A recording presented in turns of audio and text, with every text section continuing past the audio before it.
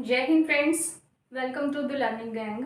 मैं हूं कविता और आज हम लोग डिस्कस करने वाले हैं प्रिम्बैल के बाद बुक में एक सेगमेंट दिया हुआ है, क्यों पढ़ें इतिहास, उसी के बारे में।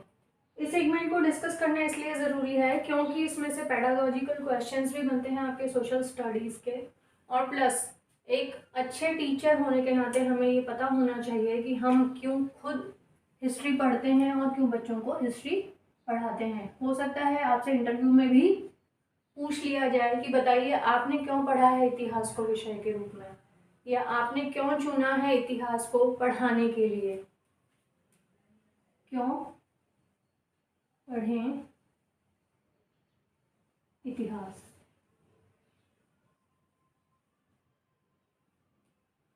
फ्रेंड्स, हम सभी जानते हैं कि 6th क्लास से बच्चों को सोशल स्टडीज सब्जेक्ट से इंट्रोड्यूस करवाया गया है, और सोशल स्टडीज में सामाजिक ज्ञान, सामाजिक ज्ञान में बच्चों को 4 विषय पढ़ाए जाते हैं: इतिहास, भूगोल, राजनीति शास्त्र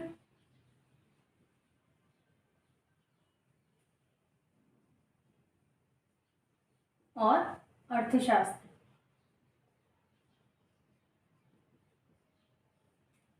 इसमें से जो ये 3 विषय हैं, भूगोल, राजनीति शास्त्र और अर्थशास्त्र, ये तीनों विषय हमें लगभग वर्तमान की जानकारी देते हैं, जबकि इन तीनों के अलावा जो इतिहास विषय है वो हमें आज के बजाय कल यानी कि अतीत के बारे में जानकारी देता है।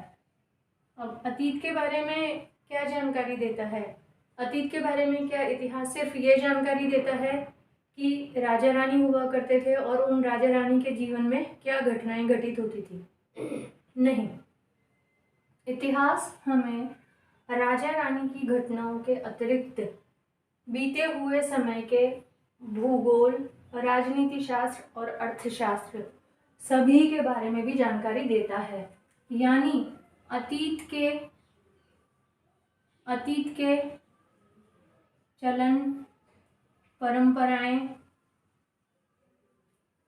मान्यताएं,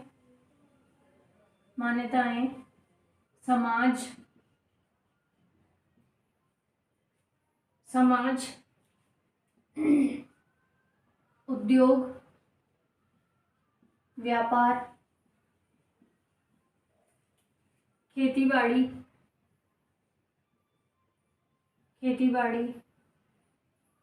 आविष्कार, विकास, इन सभी पहलुओं की जानकारी इतिहास हमें देता है। तो एक सवाल ये आता है यहाँ पे कि जो समय बीत चुका है उस समय के बारे में हम लोग क्यों पढ़ें, क्या आवश्यकता है हमें उस समय के बारे में पढ़ने की। तो फ्रेंड्स देखिए, इतिहास केवल इन कुछ घटनाओं पर ही आधारित विषय नहीं है, बल्कि इतिहास हर विषय का होता है। यदि आप मैथ को उठाकर देखेंगे तो जो मैथ में नई नई कैलकुलेशंस आई हैं उनका बेस कुछ पुरानी कैलकुलेशंस थी। हिंदी में यदि आप भाषा के विकास को देखेंगे तो उसका भी अपना एक इतिहास है। तो हर विषय का इतिहास है, या ये कहा जाए कि इतिहास के बिना कोई विषय ठीक से नहीं पढ़ा जा सकता है या उसको आगे विकसित नहीं किया जा सकता है, तो गलत नहीं होगा। तो क्या सिर्फ विषय के रूप में इतिहास को इसीलिए पढ़ा जाता है? क्या विषय के रूप में इतिहास को स्कूल में सिलेबस में इसीलिए शामिल किया गया है? नहीं। तो फिर क्यों? हिस्ट्री पढ़ने से क्या होता है? तो फ्रेंड्स देखिए, हिस्ट्री की जो स्टडी है वो बच्चों में कुछ स्किल्स डेवलप करती है। इतिहास सिर्फ घटनाओं का अध्ययन या कुछ राजा रानियों के जीवन की कहानी नहीं है, बल्कि इतिहास को विद्यालय विषय में शामिल किया गया है मनोवैज्ञानिक दृष्टिकोण से, बच्चों के विकास को संपूर्ण बनाने की दृष्टि से। देखते हैं किस तरह से, कौन से वे कौशल हैं जो कि इतिहास को पढ़ने से बच्चों में विकसित होते हैं। डिफरेंट डिफरेंट जो स्किल्स हैं जो हिस्ट्री की स्टडी से बच्चों में डेवलप होते हैं, उनमें कहा जा सकता है कल्पना। अब कल्पना किस तरह से विकसित होती है या कल्पना का कौशल बच्चों में किस तरह से विकसित होता है, तो फ्रेंड्स देखिए बुक में कुछ एग्जाम्पल्स दिए हैं, हम उन्हीं के माध्यम से यहाँ पे देखेंगे। जैसे बुक में एक स्टेटमेंट है, कैसा रहा होगा ऐसी दुनिया में रहना, कैसा रहा होगा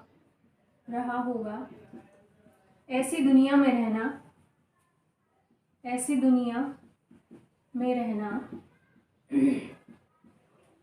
ऐसी दुनिया में रहना जहाँ खेती बाड़ी का आविष्कार न हुआ हो, जहाँ खेती बाड़ी का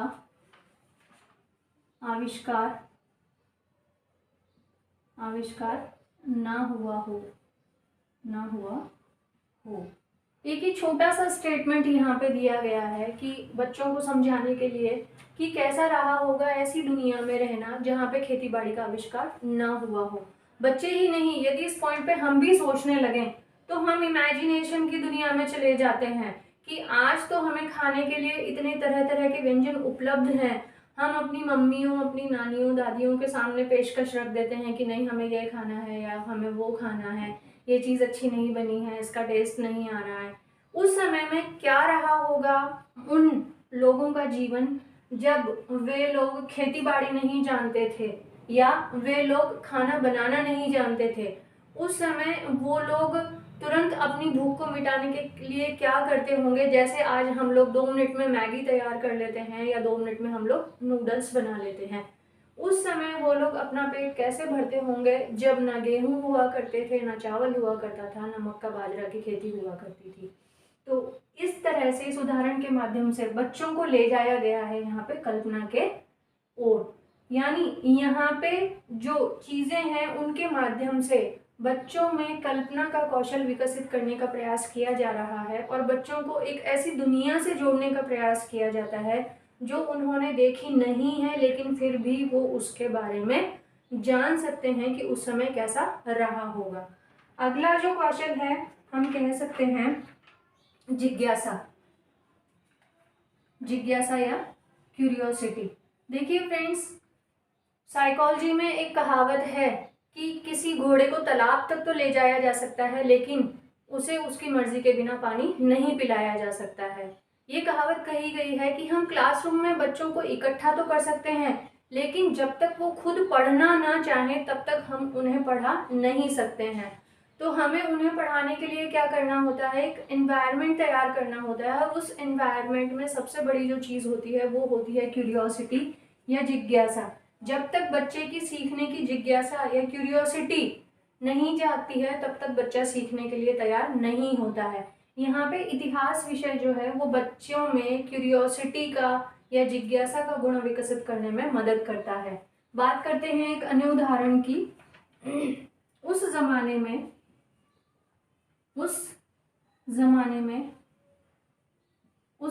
में जिंदगी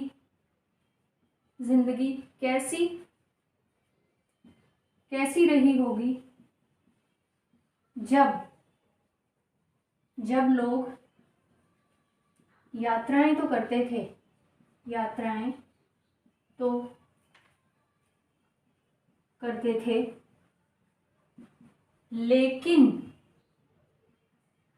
लेकिन उस समय बस और रेलगाड़ी नहीं होती थी। अब देखिए एक छोटा सा स्टेटमेंट बच्चे को कैसे क्यूरियस बना देता है। जब हम इस चीज़ के माध्यम से क्लास में पढ़ाने लगते हैं तो बच्चा अपने एक्सपीरियंसेस को, उसके माइंड में जो नए नए विचार आते हैं उनको वहाँ पे शेयर करने की कोशिश करता है और बच्चा बताता है कि जैसे एग्जांपल एक हम लेते हैं, छोटा सा कोई बच्चा है क्लास में और वो बोलने लगा कि मैम हम लोग तो अभी कार से फटाफट चले जाते हैं, हमें तो अपने नाना के घर जाना होता है जो कि यहाँ पे नहीं है, तो हम फटाफट से मेट्रो में चले जाते हैं। आज के ज़माने में जहाँ की मेट्रो चल रही है, हम इजीली एक जगह से दूसरी जगह पर ट्रैवल कर लेते हैं। बाय एयर हम लोग कुछ घंटों में मीलों की दूरी तय कर लेते हैं। तो उस समय में लोग कैसे रहा करते होंगे, जब ना तो बस हुआ करती थी, ना रेलगाड़ी हुआ करती थी, न यातायात का अन्य कोई साधन हुआ करता था। तो क्या उस समय वे लोग यात्रा ही नहीं किया करते थे? और यदि वो लोग किया करते थे तो उनकी यात्राएं कैसे संभव हुआ करती थी, वो कैसे एक जगह से दूसरी जगह आया जाया करते थे, कैसे उन्हें किन किन समस्याओं का सामना करना पड़ता था? ये जो कुछ सवाल हैं, ये इतिहास हमारे सामने लाकर खड़ा करता है और इन सवालों के माध्यम से बच्चों के मन में उत्पन्न होती है जिज्ञासा। अगला जो गुण है, हम कह सकते हैं रोमांच। रोमांच, यहाँ पे इतिहास को एक ऐसी यात्रा के रूप में प्रदर्शित करने का प्रयास किया गया है जो कि बच्चों में एक रोमांच पैदा करती है। जैसे जब हम किसी भी एडवेंचर पर जाते हैं, यहाँ पे हिस्ट्री को एज एडवेंचर रिप्रेजेंट करने की कोशिश की गई है। किस तरह से हिस्ट्री बच्चों में एडवेंचर या रोमांच को पैदा करती है, एक एग्जाम्पल से मैं आपको बताती हूँ। जैसे मान लीजिए जब हम इजिप्ट की बात करते हैं, आप सभी लोगों ने सिंग इज किंग मूवी तो देखी ही होगी। यदि आप उस समय दिखाते हुए बच्चों को ये समझाते हैं, पढ़ाते हैं समय, एक वो क्लिपिंग दिखा देते हैं जिसमें कि वो बड़े बड़े पिरामिड वहाँ के दिखाए गए हैं, और तब आप उन्हें बताते हैं कि ये वही पिरामिड्स हैं जिनके बारे में आप पढ़ते हैं, तो बच्चे के मन में रोमांच आएगा कि जब हम उन पिरामिड्स को देखेंगे तब हमें पता लग पाएगा कि किस तरह से उसे बनाते होंगे। या बच्चे सोचेंगे कि क्या सचमुच मरने के बाद भी इंसान को किसी चीज़ की आवश्यकता होती है? क्या मरने के बाद भी व्यक्ति खाना खाता है? क्या मरने के बाद भी उसे नौकरों की आवश्यकता पड़ती है? क्योंकि उन पिरामिडों में राजाओं के साथ साथ उनके पशुओं और कभी कभी सेवकों को भी वहाँ पे दफना दिया जाता था।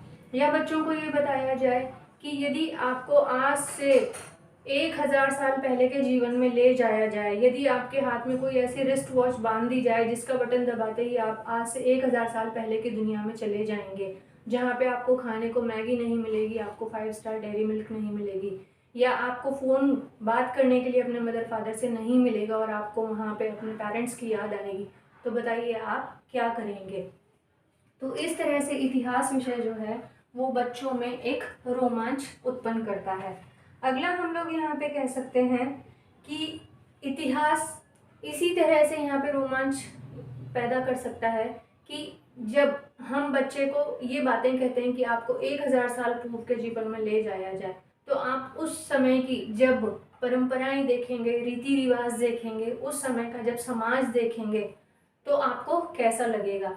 जैसे यदि आप बच्चों को ये बताने के लिए, एक बहुत छोटा सा एग्जाम्पल है, यदि आप आदिवासी जीवन से बच्चों को परिचित करवाना चाहते हैं, तो आप आदिवासियों के जीवन पर आधारित एक छोटा सा प्ले क्लासरूम में या स्कूल में किसी फंक्शन में आप अरेंज कर सकते हैं, जिसमें कि बच्चे पूरी तरह से उस आदिवासी कल्चर की जानकारी लेके और फिर उसको एक्ट करेंगे। तो जब कोई बच्चा कोई किसी आदिवासी सरदार का रोल करेगा, या कोई बच्चा जब किसी आदिवासी क्रूर व्यक्ति का रोल करेगा, तो उसके मन में जो जो इमेजिनेशंस आएंगी, उसके मन में जो जो रोमांच आएगा, यदि मान लीजिए कोई सरदार बनने का रोल कर रहा है, तो उसके मन में एक अजीब सा रोमांच होगा कि आज मैं आदिवासियों का सरदार बनूंगा, मुझे जानना है कि किस तरह से हुआ करते थे। तो इतिहास विषय जो है वो बच्चों में रोमांच उत्पन्न करता है। इसी तरह से कहा जा सकता है क्या कि इतिहास केवल अतीत की जानकारी देता है? इतिहास क्या केवल राजा रानियों के जीवन की जानकारी देता है? नहीं, इतिहास प्रत्येक उस अंग की हमें जानकारी देता है जो कि तत्कालीन समाज का हिस्सा था, जो कि तत्कालीन अर्थव्यवस्था का हिस्सा था, तत्कालीन भौगोलिक प्रकृति और पर्यावरण का हिस्सा था, तत्कालीन राजनीतिक और सामाजिक व्यवस्था का हिस्सा था। तो क्या इस संदर्भ में भी इतिहास बच्चों में कोई गुण विकसित करता है? बिल्कुल। इतिहास बच्चों में निर्णय क्षमता,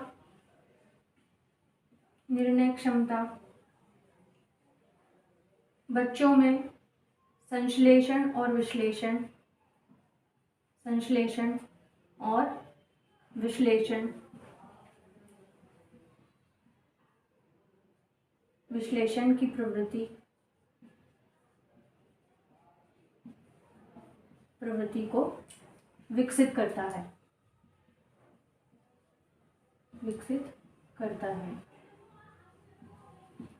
जब बच्चा उस समय के सकारात्मक और नकारात्मक यानी अच्छाइयों और बुराइयों दोनों चीज़ों के बारे में जानता है कि किन चीज़ों के आधार पर समाज ने विकास किया और किन चीज़ों ने समाज में विकास के रास्ते में अवरोध पैदा किया, तब बच्चे में निर्णय क्षमता विकसित होती है।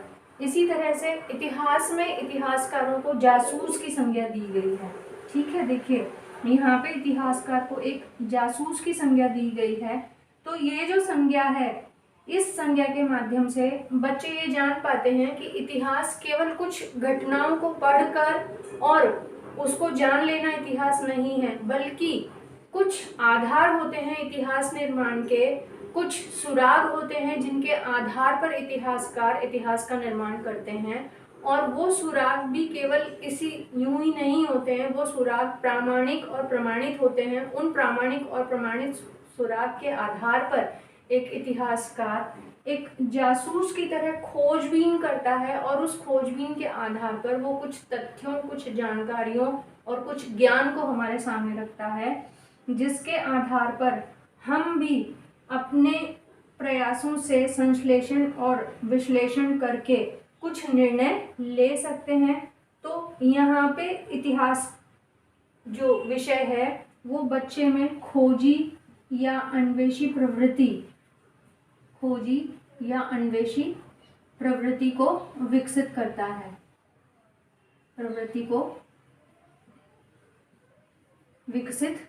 है। इसी के साथ हम कह सकते हैं इतिहास विषय बच्चों में डाइवर्जेंट थिंकिंग को भी डेवलप करता है। एक ही विषय के संबंध में भिन्न भिन्न तरीके से सोचना। किस तरह से? देखिए फ्रेंड्स, अभी हमने यहाँ पे बात की कि इतिहास का विभिन्न स्रोतों के माध्यम से इतिहास का निर्माण करता है।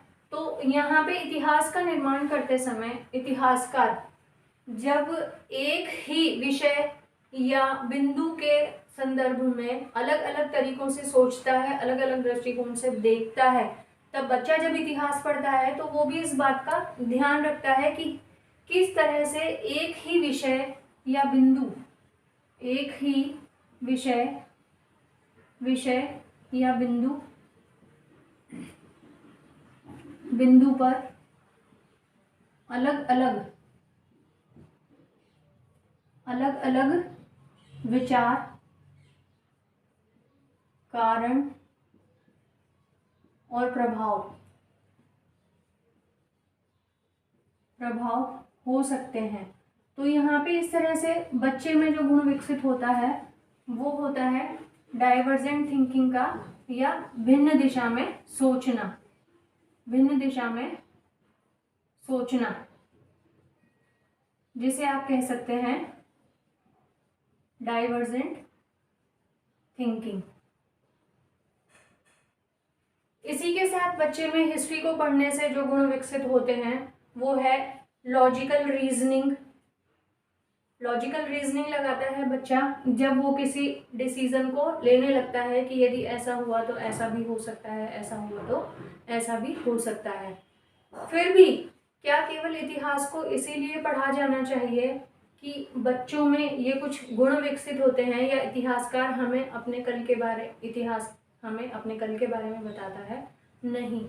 देखिए फ्रेंड्स, इतिहास हमें इसलिए पढ़ना चाहिए कि हम कुछ और चाहें या ना चाहें, लेकिन प्रत्येक व्यक्ति अपना विकास चाहता है, और हम अपना विकास भी तभी कर सकते हैं जब हमें ये मालूम होगा कि हमारा कल कैसा था और हमें आज तक आने में किन किन समस्याओं का सामना करना पड़ा और हमारे किन खोज और आविष्कारों ने हमें यहाँ तक पहुँचाया है। तो ये जब सारी चीज़ें बच्चों के सामने प्रस्तुत की जाती है तो बच्चों में फिर से क्यूरियोसिटी डेवलप होती है हिस्ट्री को एज सब्जेक्ट पढ़ने के लिए। तो इस तरह से कहा जा सकता है कि इतिहास को पढ़ने के या पढ़ाने के भिन्न भिन्न दृष्टिकोण हैं।